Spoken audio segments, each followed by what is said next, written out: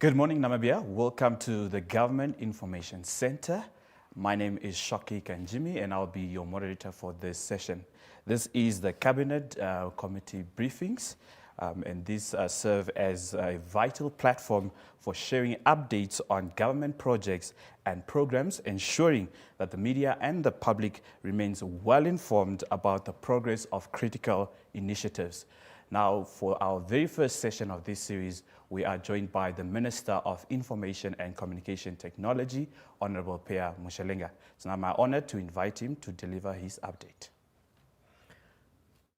Good morning, viewers and listeners. Welcome to our government information sharing session, the very first one. So I will update you on issue pertaining to my sector, that is information and communication technology. Government is committed towards improving its operational efficiency and effectiveness. One of our immediate interventions is to change the focus and strategy of our communications by aligning this to the foundations of the country's National Development Framework.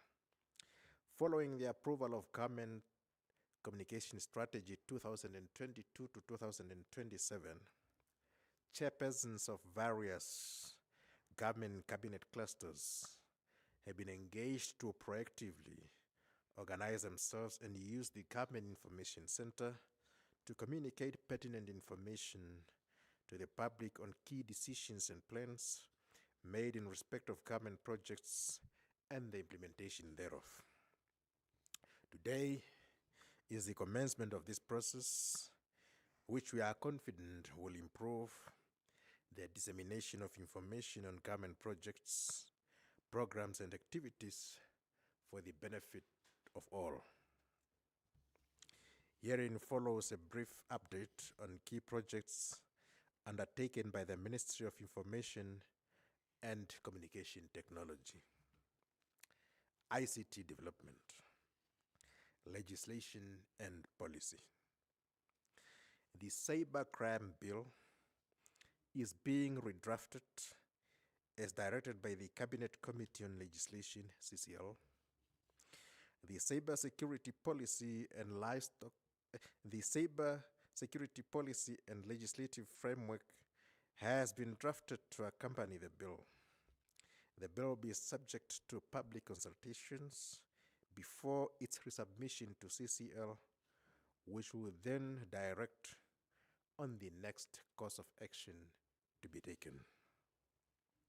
The Data Protection Bill has been redrafted following regional consultations, followed by a validation workshop with technical and financial support sourced via the Namibia Investment Promotion Development Board. The Data Protection Policy and Legislative Framework is drafted to accompany the bill. The bill is ready for submission to CCL, which will then direct on the next course of action to be taken. The amendments to the Communications Act 2009 have commenced, and consultations and modifications have been made to the bill. Due to the volume of the proposed amendments, it is suggested that the Act be repealed and replaced. The final bill is awaited from the Ministry of Justice. The National Broadband Policy and its Implementation Action Plan implementation is being implemented. With the assistance from the International Telecommunications Union, the Ministry will soon commence with the consolidation of the national ICT policies, strategies, and guidelines. The National Cybersecurity Strategy and Awareness Raising Plan and Awareness Creation sessions are conducted for various target groups with support from the GIZ, The ministry is developing their national digital strategy and its implementation action plan, which will guide Namibia's digital transformation journey. The cabinet decision on 5G is being implemented. This includes the establishment of the National Cybersecurity Incident Response Team to serve as the focal point for cybersecurity matters. The National Cybersecurity Incident Response Team will serve as the focal point for coordinating responses to cyber incidents, as well as the primary contact point to liaise with national, international, regional, and international bodies dealing with cybersecurity.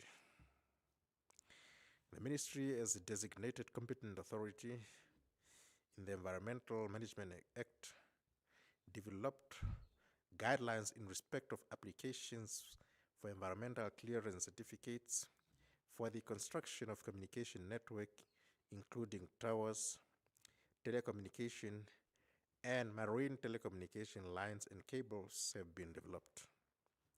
This aims to provide guidance and ensure consistency in dealing with the applications. The development and implementation of the government communication strategy transformed government communication and provides for a clear and concise roadmap for all communications activities within government. Government communication strategy was developed in August 2022 and approved by Cabinet in September 2022. And it is currently being implemented across all offices, ministry and agencies, regional councils, and local authorities. Other ICT initiatives. The establishment of the Electronic Information System Management Advisory Council, ASMAC, is at an advanced stage. ASMAC will exercise the powers and perform the functions conferred on and assigned to it by or under the Electronic Transaction Act 4 of 2019. Technical assistance was secured from the UNDP to pilot the digital for government journey, digital literacy in public service, digital readiness assessment and experiment, and map solutions in informality through the rural ICT centers. Additionally, the Estonian government, through the Estonian government pledged to assist Namibia on the development of digital skills. Nationhood and national pride. The National Symbols campaign was successfully launched in Swakopmund, followed by regional launches across all regions in the country. I'm just returning from Claras region this weekend. The ministry and the National Sports Commission are working towards designing a national shirt that will be adopted as the official shirt to carry the brand of nationhood and national pride. Improved communications. All government communication offices, ministries, agencies, regional councils, and local authorities were capacitated on access to information, speech writing, public speaking, and social media use to ensure effective and efficient dissemination of information to the public using all available tools and platforms. In order to accelerate the dissemination of information to the public, it was critical to establish a government Twitter page where all offices, ministry agencies share information on their programs, projects, and activities whilst keeping their own social media platforms. This is to streamline all government programs, projects, and activities for a wider reach. All offices, ministry, and agencies, regional councils, and local authorities appear on the Public Service Center program on NBC to raise awareness on their mandates and key projects. Strategy and structure. Following the approval of the government communication strategy, the ministry proactively drafted its 2-year strategic plan for the period 2023 to 2025. This plan is largely aligned with the provisions of the government communication strategy, pending projects from the Harambee Prosperity Plan 2, and general ICT sector demands and expectations. The ministry is looking into aligning its current structure with a new strategic plan. So here ends the briefings on my sector. Much. That was the Honorable Minister of Information and Communication Technology, Dr. Pea Mushelenga, providing an update in terms of what has been done in the ICT sector, and also just touching on in terms of information dissemination, which the Ministry of Information is tasked with. I'm also joined in studio by the Executive Director of the Ministry of Information and Communication Technology, Dr. Audrey Martin. Now, this is just a way of government trying to provide information to the people and also to the media. We don't have to wait long for you to receive the much needed information. So I'd like to now invite the media that is also joining us here, if they have any questions to the Minister, to the Executive Director that is also present here. Media, anyone there with a question? Yes, you can move to the, thank you, Mr. Ghetto from the Republican. I got your name right.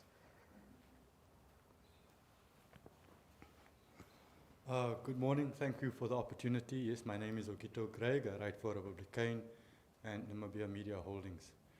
The minister mentioned about the bills that are being drafted, and in particular there was one where mention was made of extensive consultation. In the process of drafting bills, consultation is part of our Namibian process as it is. But repeatedly, complaints have been raised that after consultation, revised bills don't reflect that consultation. And in these specific cases that the minister mentioned now, that has also been a contributing factor. What will change so that it's ensured that the inputs from participants in consultation, be they civil society or the private sector, are considered before revised bills are tabled again? Thank you very much. Thank you very much, Mr. Ghetto. That's a question to the Minister. I think we can still take two more before I can perhaps allow the Minister and also with the assistance of the Executive Director to provide a response to that. Anyone else from the media houses that would like to pose a question? No, a lot has been mentioned in terms of what the ministry is currently implementing and is also busy trying to implement. Yeah. Anyone from the media? Oh, you still have another one. Yes, you can join us on the podium and you can pose that question for us. Thank you once again. I think we must make use of the opportunities when they present themselves. Please do go ahead. The minister mentioned realignment of the current structure of the Ministry of ICT. Does that entail more job opportunities at the ministry? How long does the minister think the realignment will take? And what's the budget expected for that realignment? Thank you very much. Thank you very much. I think we'll now give the Minister an opportunity to respond, and also perhaps if there are any other questions as a follow-up, then we'll also give the media an opportunity to also respond. Minister? Thank you very much. I will deal with the first question and give the second question to the ED because it's of an administrative nature. Consultations. In the academia, they say, when you ask 100 academics one question, you might as well get 100 answers. It is the same with consultation. If you consult 100 stakeholders, you would get 100 different inputs. Now, it does not mean that all these 100 inputs will be accommodated in the bill. Perhaps those that are saying that inputs are never considered are those who had their inputs not considered, but it doesn't mean that there was no input considered at all. Government held these consultations widely with various stakeholders, and in its own wisdom, it digests those inputs, it looks at them, and take out those that are practically possible and feasible and can accommodate the interest of many. It does not mean that all of these inputs by stakeholders would be taken, as I said, but definitely there will be something taken from the inputs that were made. I hope that answers the question. Thank you very much, Honorable Minister. Maybe let's also invite the ED to come in. Thank you very much. On the structure, the issue that the Minister talked about, it's a really internal rearrangement, which will not attract extra cost, extra employment of people. As you know, we are working on the structure now up to 2025. From 2025, NDP 6 will kick in. That means between now and 2025, we'll then have to start designing a 5-year strategy that will kick in from 2025 to 2030. So what we are doing now essentially is to rearrange the internal processes of the structure to be able to do the functions that we already have with the current warm bodies that are in existence. So that's really the short answer to that question. Thank you. Thank you so much. That was the Executive Director of the Ministry providing a response to that question. I don't know if we still have any other questions from the media houses that they would like to pose, or perhaps a follow-up in terms of what has been said. I think Minister provided a response in terms of the recently concluded the Data Protection Bill consultation, and also the ED just touched on the new structure that the Ministry is busy working on to ensure that it's really up to par in terms of the new trends within the communication and the media industry, and not forgetting the ICT sector as well. Anyone from our media houses? This is an opportunity for you to ask any question related to the Ministry of Information. Anyone? All right. It was clear. It's clear. It's clear indeed. Minister, maybe your parting thoughts before we call it a morning.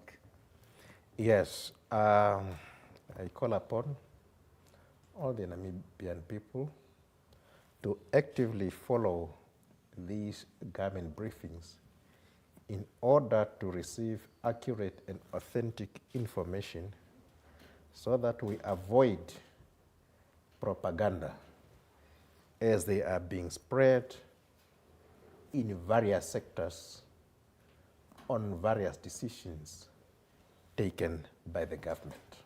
Thank you very much. Anything from your side, Edie? No, the Minister has spoken, so thank you.